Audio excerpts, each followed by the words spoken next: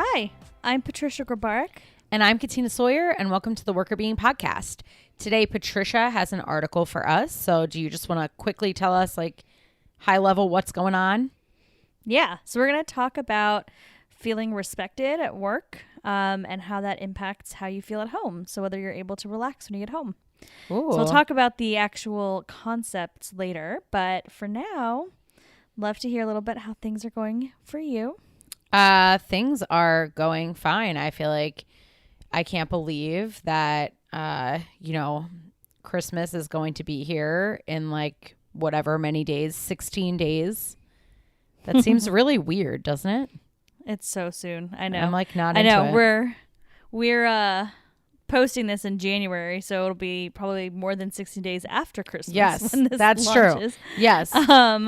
But which is even crazier though. We're gonna be in 2020. I know, it's nuts. I feel like this whole winter is just like flying by, and I just don't even know how to like handle the speed. I feel like every single year I think it goes fast, but like this year just feels particularly fast to me. I don't know why that's true. But yeah, I agree. Do feel like it's just like flying by. And I know you have some stuff going on, some like things that are like a lot of things that are happening to you. So you probably feel like many things are like bundling together and days are running into each other. All of the things are smushing together. Well, by the time that this airs, I will be in a new apartment. Yes. So that's interesting. And Katina, you will be almost out here for LA event. I know. I know. So I'm very pumped. We've got lots to do before that happens. I know. But it's very exciting. So I'll be in a new place. You'll have your own bedroom to stay in instead of just hanging out in our living room. So that'll be nice. And then, yeah, I decided to not let Katina get all the fun and have crazy health things this year. So I was fabulously diagnosed with Bell's palsy on Friday. So it's Monday for those of you listening. Yes. So a few days ago, which I have a very mild form, so that's good. But for people that don't know, it's basically a viral infection that impacts your facial nerves. So like one side of my face is not functioning properly. And if you Google it, the pictures are terrifying and very scary. And I'm very lucky that mine is not as extreme as a lot of other people's. So when I'm not smiling or making any kind of face, when my face is at rest, I look the same. But when I smile, my one side just does not want to smile fully. And I've got it's crazy. Other issues there. So yeah, I'm dealing with that. Again, I feel really lucky because it's very mild. It should be clearing up in the next few weeks. And when you get Bell's palsy, I was sent to the ER because they check you for stroke. So I also feel very grateful that it was nothing serious like that. It's just a viral infection that I just have to take some drugs and then I'll be good.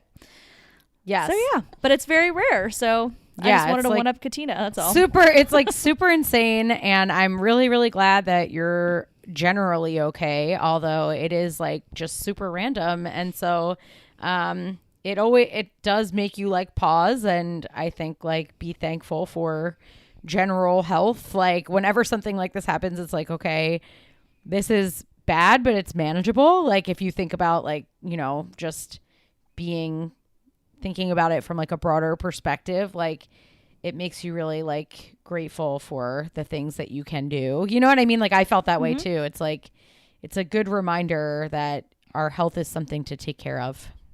Yes, definitely.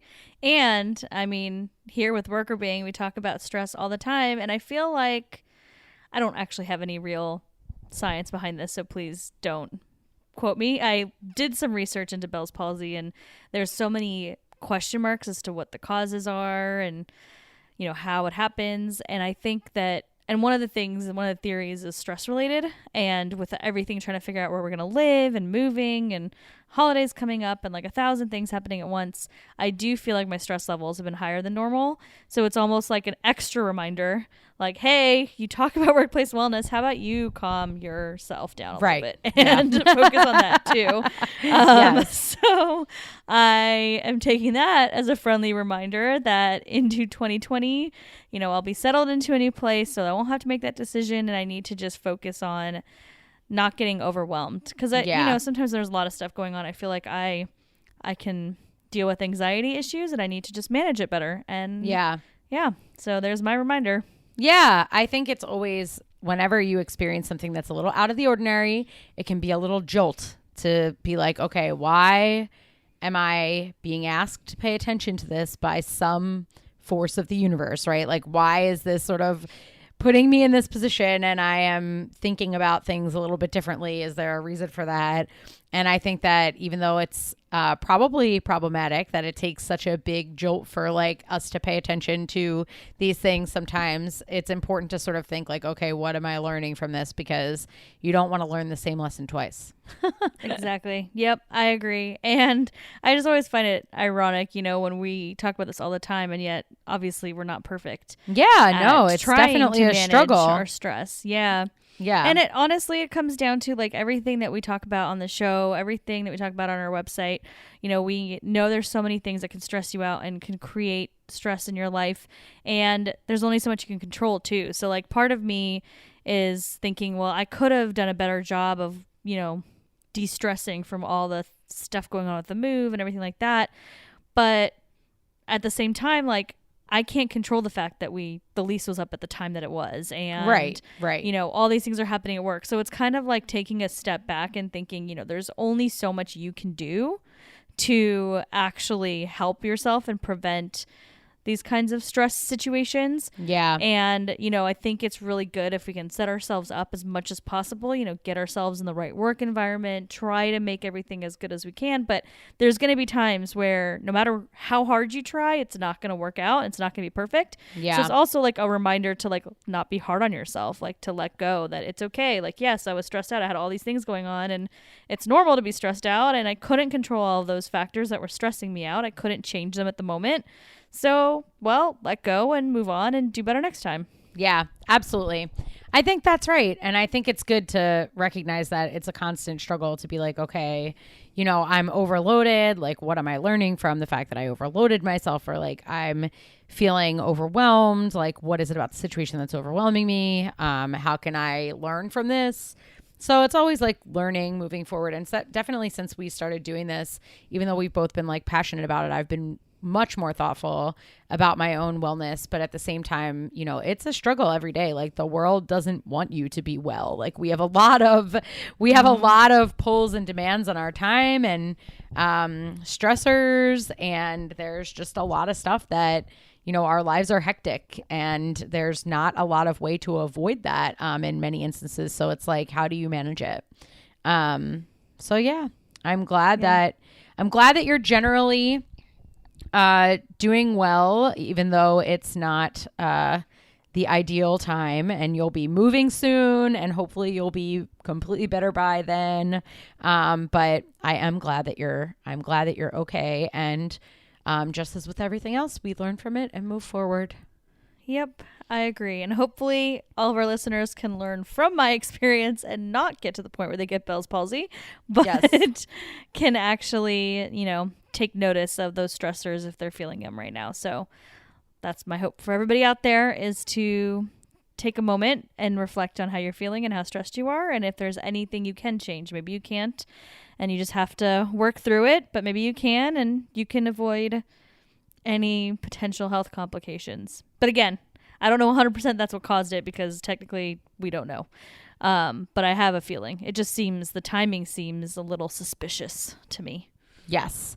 Yeah, that is very interesting. Well, it's good to pay attention to. And speaking of stress or experiencing stress and how it impacts your wellness, I feel that your article actually directly speaks to this topic. It does. It does. So let me just tell you what the article is called first, and then we can talk about what it means. Lovely. The article is called "Shifts in Variability in Daily Interpersonal Justice Are Associated with Psychological Detachment and affect at home. And it's written, so long title. Yeah. Big mouthful. But it's a newbie. So it's written by Wang, Ford, Wang, and Jin, and it was published in 2019, actually this month, so December, when we're recording this, in the Journal of Vocational Behavior. So new article, which, as you know, we love to do that. It's always fun to get right in on the new research. And there's a lot of jargon in the title as to what on earth they're talking about. Yes. So just to kind of summarize, it's really talking about how employees feel in terms of being treated with respect and dignity. So and then how that impacts their work life or their home life as well. So interpersonal justice means, how a worker is treated. So it's the extent to which an employee is treated with dignity and respect at work. And what it's been found, there's a lot of research on justice. So if you're interested in the justice literature, we can link to some things. Like there's 4 different types of justice in the workplace. It's a very robust area of research where there's a lot, looking at in terms of how people perform on the job or how they feel on the job or how that impacts their wellness. Like, as you can imagine, things around justice tend to impact all of those things. And with interpersonal justice, it's kind of a funny term. I think it's a funny term because you think it's about fairness, and it kind of is, but it's also really about being treated with respect. So it's not just about being treated fairly, but really about that respect and that dignity that you are a valuable human being. Yeah. So it's like when we think about other forms of justice, like just so people listening know, like there's like procedural justice, like are things being done fairly? There's like is the process fair? There's like distributive justice. Do I feel like I'm getting what I need to be getting out of the situation? And then there's like deontic justice, right? Which is like, do I feel that things are morally upright? And then interpersonal justice, which is like, do I feel that people are treated well around here? And well is like broadly defined. So there are like lots of different ways of experiencing justice, but this one is really about like the day-to-day interactions that you have with other people, which I think is interesting because it's almost harder to make changes in those kinds of behaviors than it is like, oh, this system isn't fair, so let's change the system. Or like, oh, people aren't being paid what they think they should get paid, so let's give them a raise. Like the interpersonal interactions seem to be harder to change because it's more ambiguous, like exactly what's going on. I totally agree. It's a lot harder, and it has a lot to do with all of this has to do with perception, right? So how does the employee feel? How does the employee judge a situation? So with interpersonal justice, it's really about how an employee judges their interaction with authority figures at work. So how are they interacting with their leaders, their boss, and how do they feel that those people are treating them? Yeah. So it really does have a lot to do, at least the way they were measuring in this study had a lot to do with the supervisor, and that's really the way generally is measured, but has to do with your individual supervisor or some sort of leader, and how they're treating you, because obviously they have a lot of impact on the employee's experience and their situation. So it has to do with that. And overall, this feeling like you're being treated with respect and dignity is related to a lot of really good things. So there's a lot of research out there, but before this study was done, that showed that it's related to things like job satisfaction. People that are being treated with respect are more committed to their organizations. They're performing better. They're helping others at work. They trust their supervisors. And it also is related to health problems too. So if they're not getting that respect, then they tend to be a little bit more unhealthy in terms of what they do and their behaviors, like maybe eating habits, things like that. They tend to burn out more, have more stress, are less likely to come to work because they're sick or something like that. So there's some sort of absences. So there's a lot of negatives if you don't have it from the health perspective. On the flip side, if you do have that respect, then you're going to be feeling less stress, less burnout, etc. Yeah. And I think that, based on a lot of the other stuff that we've talked about in our podcast and on the blog, like it makes a lot of sense that if you feel mistreated, you're going to be worse off than if you feel treated well, from a well-being perspective. So I think that's all like very logical. Yep, exactly. So this study specifically, what they did differently than other people have done in the past is they wanted to look at how does this interpersonal justice work on a day-to-day basis. So they want to look at the two things. They want to look at daily shift, which daily shift means how much does it change from day to day. Mm-hmm. So if you're looking from day 1 to day 2, is day 2 a better day? Are you feeling more respected, or a worse day? Are you feeling less respected? Mm-hmm. So looking at those changes from day to day to see how that impacts your evening after day 2. And then they also looked at what they called variability, which, as you can imagine, looks at just overall how does justice look on average across, or how much does it vary across a period of time. So it was a daily diary study. So we've talked about those before, where they had employees or, responding to surveys and questions each day, multiple times a day. And it was 10 days they looked at these people. And so that's kind of where that variability comes from, is over those 10 days, did somebody see a lot of spikes? Like, one day they were super respected and the supervisor was really kind to them. The next day their supervisor was demeaning to them. Then the next day they were very respectful. So these kind of big jumps, or do they have kind of a more stable experience where the supervisor kind of treats them the same way consistently over those 10 days? Mm-hmm. And you can imagine that variability probably creates a lot of uncertainty if you have a lot of variability. Yeah, definitely. I mean, there's, a lot of negativity in being consistently treated poorly, but like even the literature on like abusive relationships and things like that, and abusive supervisory relationships as well, shows that sometimes the back and forth relationships are the worst because you don't know where you stand and you spend a lot of time worrying and wondering about it. Yep, exactly. And that's pretty much what they found here. So I'm going to talk a little bit about some of the results. So they were looking at that daily shift and the variability, and they were looking at two different things, two different outcomes. So one of them was psychological detachment. So that is when you can disengage from thinking about your work at home or when you're off of work. So we've talked about this a lot before, like when you take a vacation or in the evenings, like when you're able to just stop thinking about work and do something totally different. So that's one. And then they also looked at affect, which is basically their emotions. And they looked at a couple different things. They looked at some positive emotions that are really representative of being relaxed at work, at home. And then some negative emotions that are like sadness and being downhearted, feeling blue, those types of things. So what did they find? They found that if your data, so if we're going to start with the daily shift. So again, this is when you go from day 1 to day 2 and you see a change, either up or down.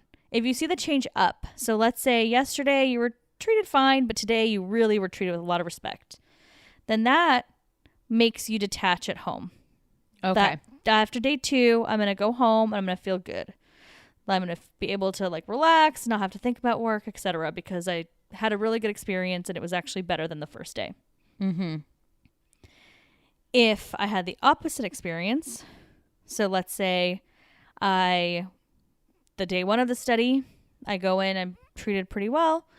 Day 2, my supervisor does something to disrespect me. Then when I go home, I can't detach. So I'm not able to stop thinking about work. Mm-hmm. And this kind of gets back to what you were saying, Katina, about like the rumination piece, right? So you're worrying, you're sitting there thinking over and over again, like, well, why did that happen? What's going on? And you can't like get over it. So that kind of drop is obviously negative. Yeah.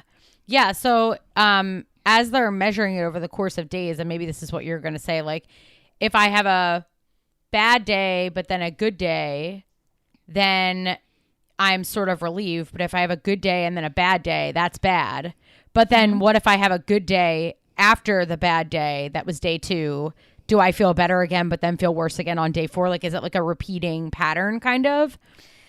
Yeah. So what they're seeing is that kind of repeating pattern, right? From day to day, you might have these shifts, but depending on how your days went. So yes. So if you went from a great day to a bad day again, and that after that bad day, you're not going to feel so good. Right. Right. And then the next day is good. Then you're going to feel better.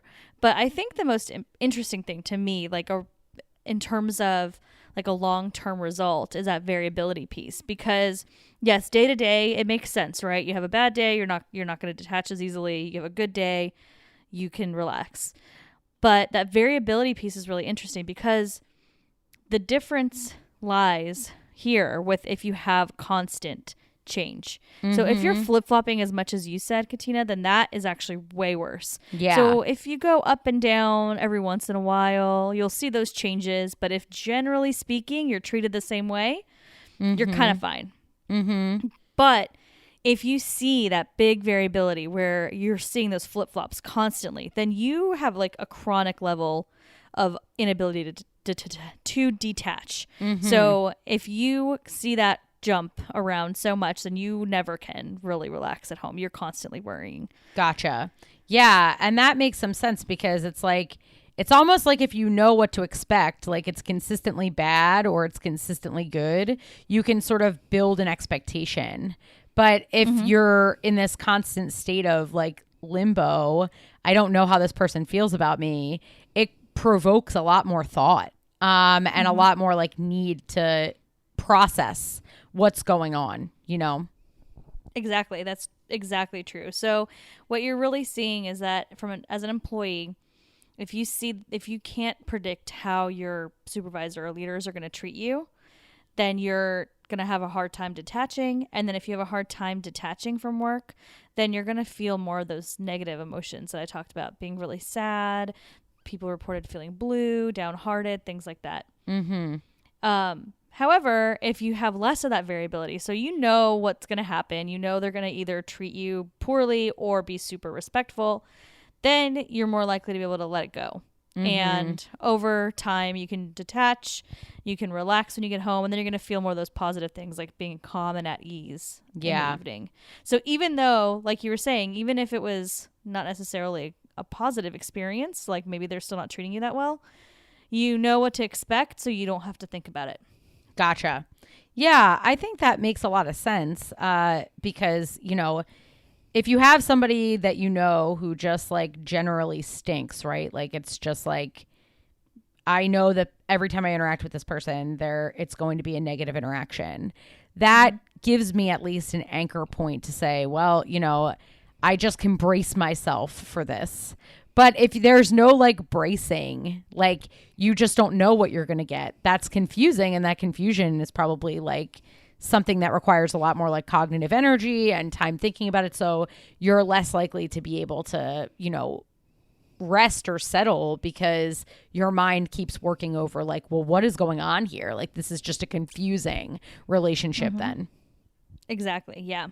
So, I mean, really the big takeaways with all this is that, well, one, if you're in a very confusing situation, you know, I have some ideas for employees, but really this is mostly focused to like what leaders should be doing because it's not on the employee in this case, right? Right. If you're being treated poorly, like, you know, you can go and talk to HR, try to do those types of things, but that's not cool. Like you should, you deserve better than that. You should not be treated that way. So if you're able to leave the situation, that's probably your best bet because even if you talk to HR, let's be real, we all know that that's not necessarily going to change that person's behavior overnight. So you need to think about how you can maybe change your situation if you're in a very confusing environment like that. The other thing is, you know, we've talked about different ways that you can try to disconnect at night. So if you can't get out of that situation and you're still there, then think about different ways where you can detach yourself, like actively do stuff to try not to worry so much at night. So things like mindfulness, I'll link to some other articles that we wrote about disconnecting in the evening, like spending time with friends is a good one, things like that. So, you know, trying to think of ways to get yourself to remove from that situation is helpful. Yeah. But I think the biggest takeaway here is for the leaders, like, don't be jerks. And if you are, at least be consistently a jerk. Right. Yeah, right. Like, I think that I think a takeaway from it is part of what people do when they're trying to manipulate another person, or if they're, you know, trying to show control over another person, is to sort of do this back and forth behavior because people like recognize that it's confusing or destabilizes people. And so really like doing some inner soul searching of yourself, I think could be helpful of like, if you do feel that you're displaying this inconsistent pattern of like some days I'm probably really, really difficult to deal with, and other days I'm probably really pleasant to deal with, instead of just being like, well, that's me, and I hope that the good days like make up for the bad days, which might be a way that people are thinking about that, right? Like, well, I'm not bad all the time. Well, actually, that's kind of worse. So it's not that the good days make up for the bad days. It's actually like the opposite, right? Like that it's actually exacerbating it. So if you're in this pattern where you feel like, you know, you're out of control sometimes, or you're not, you know, sometimes you're berating people and you're not behaving appropriately, but, you know, oh, well, some of the time I'm okay. Like that's not acceptable. So I think that also recognizing that that is the case is really important, because I think sometimes people might either, if they're not doing it intentionally, because I know that people do sometimes do this intentionally, so hopefully that's nobody listening. But if you're not doing this intentionally, I think that oftentimes like the general wisdom would be like, well, you know, if you're bad today, you can make up for it tomorrow. And like, that's actually worse. Yeah. Or just make up for it forever now on. Like, right. You know, yeah, you can't do that constant flip flopping. And I think that kind of leads to what organizations can do to help too. So most companies have some sort of policy in terms of appropriate behavior to each other, treating people with respect, blah, blah, blah. But it's easy, I think, to fall into the situation where you see that one of your leaders, let's say, is sometimes yelling at their staff or their employees, and then the next day, though, rewarding them for something, right? Mm-hmm. So you might also be, as an outside leader, right, whether you're from the organization or you're outside of that group and you're watching it, you might do the same thing that you were just talking about, kind of fall into that trap. Well, you know, maybe that person deserved it at that moment, but look, they do recognize people too, so they clearly are, you know, there's some good there. But organizations need to recognize that that's not the case, right? Like, the yelling should be the absolute worst case scenario, right? Treating people without respect should be that should never happen, period. And if there's a punishment that needs to be, when I say punishment, that sounds too childish too, but like some sort of conversation around bad performance or poor behavior or whatever that looks like needs to be handled in a much more professional way than being disrespectful to the person. Like, I think those things are very different. Like, you can do that. You can handle negative situations with your employees with respect and dignity. That's the whole point here. It's not like you have to be positive to your employees every 5 seconds. You can't ever say anything bad. It's about treating them respectfully and with that dignity. So you're not just kind of diminishing their value because they made a mistake or because there's a performance issue. Like, maybe somebody's not a good performer and they've shown you time and time again they're not a good performer, and maybe you're gonna have to let them go or whatever that looks like. Right. When you put them on a performance plan, you don't have to be mean about it. You could still do it in a very respectful way. And so that's, I think, the point is that respect, that treating the other person as an equal of yours, even when there's issues and concerns. So it's not just being always positive, but it's that consistent respect for people and for others around you, so that people can then feel comfortable that at least they're going to be treated like people in the situation. Right. Absolutely. Yeah. I think that makes perfect sense. Yeah. And I think just a general, you know, awareness of your behavior is always a good thing. So if not for anything else, I think this article helps people to think more clearly about what their patterns are, and not just like, was it a good day or a bad day, but like, what is the pattern of behavior that I'm inflicting on other people too? Mm-hmm. Exactly. And, you know, I think companies do provide leadership trainings very often, and they could do something to include these types of conversations. So leaders need to know, like you said, it'd be good if you're a manager, supervisor, or a leader of some sort, like, think about the way you act and make sure you're being consistent with that. And if you're in HR, or if you're in a learning and development team and you're able to implement something into leadership trainings, like, this is one of the great things to do it. Just do it right up front, like new manager trainings. Most companies have something like that. So whatever that new manager is going into, they need to start thinking about the consistency in their behavior right off the bat. Right. So I think that there's things that can be implemented in training, or if you're giving coaches to leaders, that could be something to talk about. You could, if you're doing like a 360 evaluation to determine, you know, how a leader is performing and asking their team, you can ask questions about that too. So I think that there's a lot of things you can do to think about how consistent people's behaviors are, so that you can address it if you're seeing these wild fluctuations, because you don't want your employees to go home and not be able to stop thinking about work, because then they're just going to burn out. And Right. what good is that for anybody? Right. Totally. Yeah. That makes perfect sense. I'm glad that you gave us this reminder that it's not just about what happens inside of work. It's what people keep thinking about outside of work.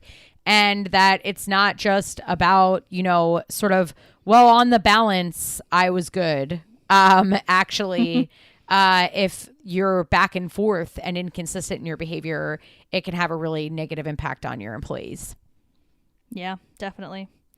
Definitely. Well, I'm glad to be a reminder for a million different things, whether it's this article and being consistent in your behavior, or taking a moment to think about your current stress levels so you don't end up in a bad situation like I have. Yes. Take a moment, think about how you act, how you treat people, and how stressed you are, and figure out how you can adjust if any of those things are not aligned properly. Yeah. If your stress or the stress you're causing others are out of whack, try and get them in whack. Definitely. Get them in whack. Get them That in is whack. The best advice. That's Katina. it. Yes. Get them in whack. I'm very well spoken. It's remarkable. Well, thank you so much. I really appreciate you talking about this article, and I learned a lot. I hope everyone else did too. And I hope that everyone has a wonderful week. Yes. Thank you for listening. And so just as a reminder, we're going to be seeing some of you hopefully at the Arts District Brewery this weekend on January 26th. I can't tell you how many tickets are left because we're recording this in December, but I'll put a link to the event just in case there's something available. So go check it out. And if you want to know more about any other events in the future, like our retreat or any other meetups that we end up doing, sign up for our email list, which I'll also link to in the show notes. But thank you so much for listening. If you want to reach out to us, we'd love to hear from you always. You can email us at workerbeing@gmail.com. You can find us on our website, workerbeing.com, and find us on social, on Instagram, LinkedIn, Facebook, and Twitter at workerbeing. Thanks for listening. The Worker Being podcast is hosted by us, Patricia Grabarek and Katina Sawyer, and produced by Allie Johnson.